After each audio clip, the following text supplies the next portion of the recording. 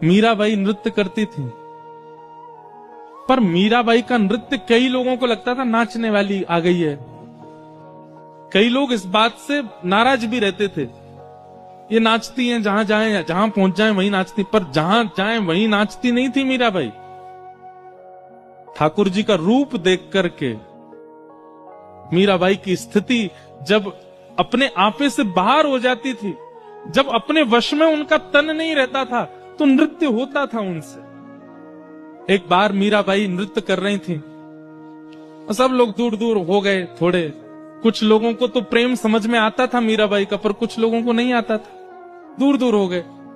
ये देखो जहां चाहती मैं नाचने लग जाती, ऐसा बोलने लगे लोग। पर तभी क्या हुआ, मंदिर में श्रीनाथ जी के सन्मुख सेवा कर रहे गुसाई जी ने जैसे ही मीराबाई को देखा नृत्य करते हुए, और उसके बाद जब ठाकुर जी को देखा, देख करके इतने प्रसन्न हो गए कि तुरंत ठाकुर जी की माला जी लेकर के बाहर अपरस अवस्था में ही दूर से किसी सेवक को बुलाया, बोले माला पहना दो मीराबाई को।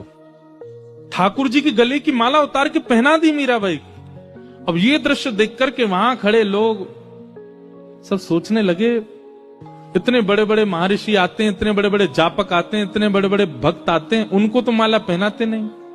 वो नाचने वाली आ गई, उसको देखो कैसे माला पहना दिया। गुसाई जी बोले, बहुत ध्यान से सुनना। गुसाई जी क्या कहते हैं? गुसाई जी कह रहे हैं तुमको नृत्य दिखाई दे रहा था, पर मैंने उस समय जो अनुभव किया वो मैं बताऊं। बोले मीरा जब नृत्य कर रही थी ना ठाकुर जी के आगे, उस समय मैंने मीरा को देखा, और मीरा को देखने के बाद जब मैंने ठाकुर जी को देखा तो प्रसन्न मुद्रा में ठाकुर जी के दांत दिखाई दे रहे थे, इतने प्रसन्न हो रहे थे। ठाकुर जी के गाल ऐसे गोल गोल हो गए थे, नेत्र जो सदा नीचे रहते हैं वो ऊपर की ओर मीरा को देखने लगे थे। ठाकुर जी की भुजाएं सीधी सी हो गई थी। एक क्षण के लिए ठाकुर जी इतने आनंद में आ गए थे।